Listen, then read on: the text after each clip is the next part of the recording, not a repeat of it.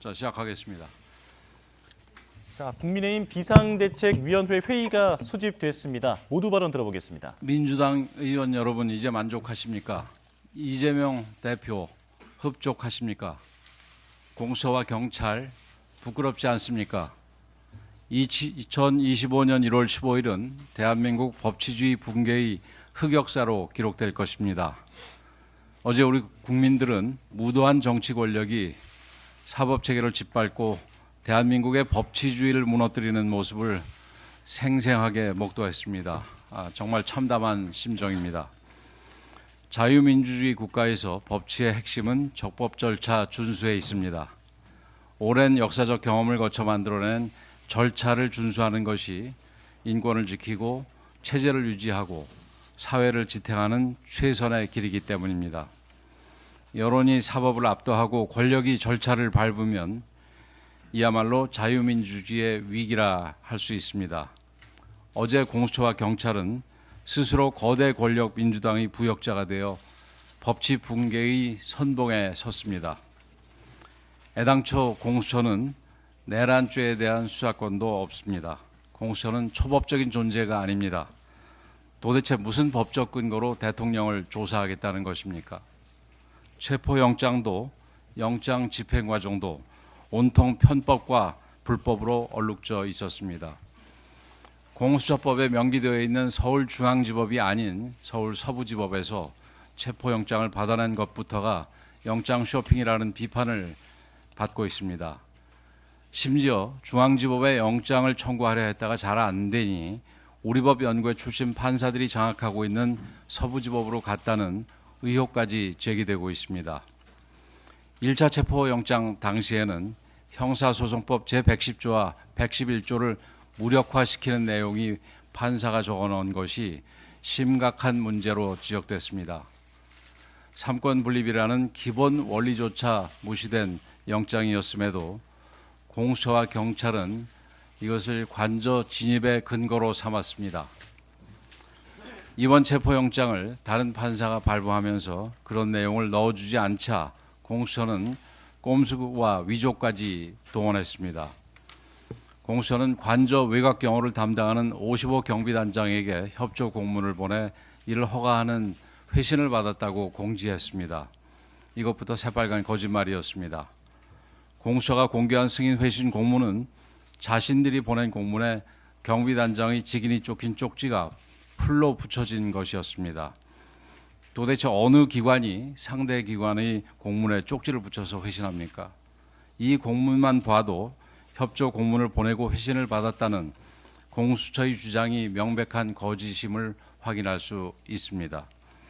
이들은 조사 명목으로 55 경비단장을 국수본으로 부른 뒤 자신들의 공문에 조잡하게 허가 문구가 담긴 쪽지를 붙이고 경비단장을 압박하여 강제로 직인을 받았다고 합니다. 수사관들이 경비단장에게 도장을 받아 찍었다는 주장까지 나오고 있습니다.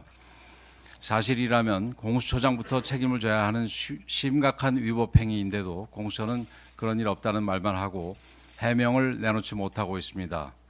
더 황당한 사실은 애당초 55 경비단장에게는 관저 출입을 허가할 권한 자체가 없다는 것입니다. 유일하게 출입 허가 권한을 가진 대통령 경호처에서 출입 허가를 받아낼 길이 없자 이 같은 대국민 사기극을 벌인 것입니다. 비상계엄의 옳고 그름과 내란죄의 성립 여부를 포함하여 지금 윤석열 대통령이 받고 있는 모든 혐의들은 올바른 절차를 거쳐 공정한 사법적 판단을 받아야 할 문제들입니다. 비상계엄이 내란이라고 주장하며 절차의 문제를 따지겠다는 사람들이 이처럼 스스로 절차를 완전히 무시한다면 어느 국민들이 이들의 주장에 동의하고 수사 결과를 납득하겠습니까? 공수처는 사실상의 사법 쿠데타를 일으킨 것이나 다름없습니다. 공수처의 모든 행위는 정치적으로도 법적으로도 정당성을 이미 상실했습니다. 공수처는 즉각 불법적인 수사를 중단하고 합법적 수사 권한을 가진 기관에 사건을 이첩해야 할 것입니다. 그것만이 혼란을 막고 공정한 수사를 진행할 수 있는 유일한 길입니다. 국민의힘은 그동안 공수처가 저지른 모든 불법 행위들에 대해 반드시 책임을 물을 것입니다. 또한 수사 상황 유출을 비롯한 불법 행위들이 앞으로 발생될 경우 이에 대해서도 끝까지 책임을 물을 것임을 강력하게 경고합니다. 이처럼 대통령에 대한 사법 절차들은 KTX급으로 진행되고 있는데 사법 절차의 완행 열차에 느긋하게 앉아 있는 사람도 있습니다. 바로 이재명 민주당 대표입니다. 2021년 대선 과정에서 허위 사실을 공표한 사건은 2022년 9월에야 기소됐고 기소 2년 2개월 만인 작년 11월 15일에야 1심 판결이 나왔습니다.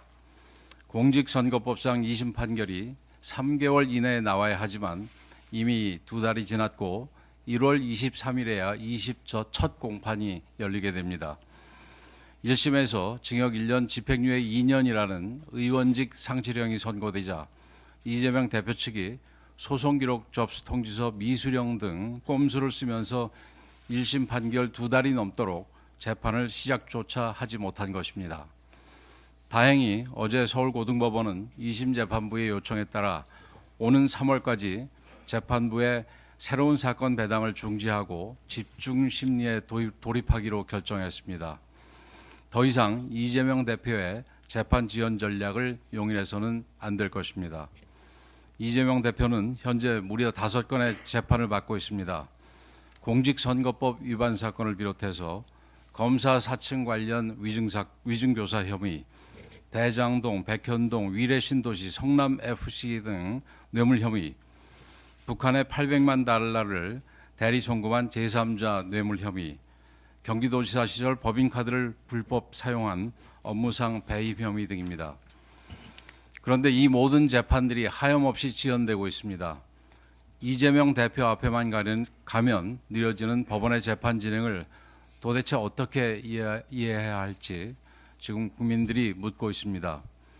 이재명 피고인의 다른 재판에서도 서울고법과 같은 조치가 반드시 이루어져야 합니다. 지연된 정의는 정의가 아닙니다. 사법부의 신속하고 공정한 심판을 촉구합니다.